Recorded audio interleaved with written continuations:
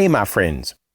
Sometimes we forget about the simple things in life, that there are some things that are somewhat magical, but they're real, but they're so simple.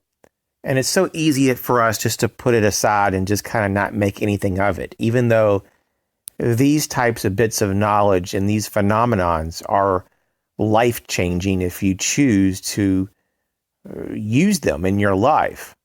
And I cannot tell you how many people I know that never even consider using things like compound interest, that they just say that it's not for them or it's not something that they want to work with.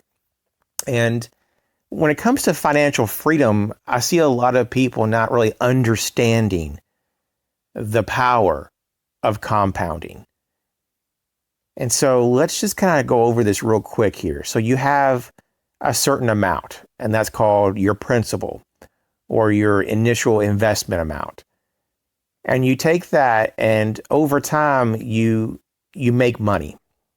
And let's just call that interest. And that interest is now payable. And what you can do is that you can reinvest your interest to make it more capital. And over time, what is happening is that your interest reinvested is now being able to grow along with your capital, your initial capital. And so you're really making interest off of interest. And when you do this over a period of time, it has some amazing effects. And so let's talk about that. But first, I think we need to clarify what it means for us to be financially free. And I think it's a little bit different from person to person. For me, it means to have the freedom to not just pay my bills, but to be able to do what I want to do and to be at least, somewhat comfortable too. I don't want to have to suffer just because I paid my bills. So if you're the kind of person that likes to travel, well, do you have the means to do it? You can pay the electric bill, but can you afford to do what you really want to do? That, to actually be able to partake in the things that really make you happy. And I think that's a big part of financial freedom. And also to be able to give and help other people. I know for me, that would be a big thing if I was completely financially secure and free, that I would definitely want to help a lot more people. And so through the whole phenomenon of compounding, you can do so much with so little. And that's what I want to kind of just explore here. Before making this video, I thought about different ways of how to go about this. And I was going to just solely focus on what you could do if you were really on the ball at a young age. If you were a teenager or a young adult in your early 20s, if you were able to sock away a certain amount, if you were able to save a certain amount, that what could happen to that over time in different increments. And I'm going to still do that, but I want to go through different age groups. And so I want to start with an initial $25,000 investment. That's what we're working on. And the assumption as well in this particular video is that we're not going to be adding to the investment at all. So after we get to our 25,000 at these different age groups, we're stopping. Now, of course, in real life, you'd probably want to keep contributing, but I just want to show you just the power of compounding. If all you did was have $25,000 at these age points of age. And so I also want to preface that it is very possible to make this happen in different ways. So you may look at this and say, when I get to age 20, and you're like, well, how can I ever get 25,000 saved up at age 20? But if you started at age 16 and saved $5,000, age 17, saved $5,000, age 18, $5,000, age 19, $5,000, and you can see that from 16 to age 20, if you saved $5,000 each year, which is possible, you would have to be very dedicated and focused. And you may have to even push back college, 2-3 years. because you may not have money to go unless you have a scholarship. But what I'm saying here is that if you could do that, and there are people who do this, you could have $25,000 by age 20. And, well, I'll tell you in a moment what happened with that $25,000 over a course of time. So what we have here is $25,000 initial investment per age group. So let's start with age 30. So you're 30 years old, and let's say that all through your 20s you saved, and you finally got your $25,000 and you invest it at age 30.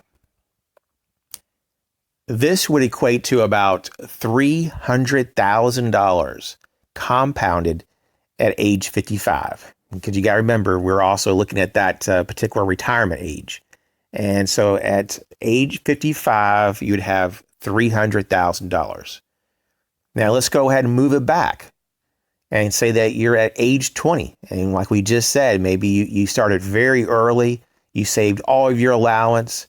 You took all of your birthday money. You took all the money you made from mowing grass, and maybe your first job, you saved every penny. Then you were able to accomplish at the end of age 20, you have $25,000 you invested in the market. And looking at the historical averages of doubling your money every 7 years, you would have $800,000 compounded at age 55. It's pretty amazing. $800,000. And just to put this in there, that when you turn 21, if you added another $2,000 at age 21, you would have well over $1 million by age 55. So it just shows you, even though 25,000, it sounds like a lot, and it is a lot, it's still a doable thing if you do a little bit every year to build up to that. And then you really invest it into something, and you actually buy and hold. That's something that I need to kind of specify as well as part of these assumptions, that we're not playing the market and trying to guess the market, or we're not trying to time the market anyway. This is all about buying and holding, one of the best strategies that there are. And it's also the most simple, and it's the most passive. All this is so passive. So you can live your life the whole time. It's not like you're having to work for any of this money, really. You earn the money and you let it work for you. That's the beauty. That's what people do when they're wealthy. They don't work for money per se. They let their money work for them. Now, just for kind of a bigger, surprise, let's go to age 10. Now, you're probably asking, there's no way a 10-year-old probably could earn $25,000. I mean, even if you started at age 5 and you collected every penny of allowance, and you're not going to have $25,000. I get that. But let's just say that you have a grandparent that gives you $10,000. Let's say your parents give you $10,000. And let's say that it might be possible by age 10. I'm not sure, but it's possible maybe in your home to earn an additional $5,000 in allowances and in birthday money. If you did everything possible, it might be possible under certain circumstances to actually get $25,000 put together with a lot of help, obviously, from adults. But a 10-year-old could have that. And if so, this is amazing. By age 55, compounded, that money at age 10 grows to a whopping $2.4 million. Of course, all these numbers are kind of like ballpark numbers. These are not this is not specific, but about 2.4 million. That's pretty amazing. That really shows the power of compounding. But to take it even one more step, and don't forget to smash that like button, please, and subscribe if you haven't.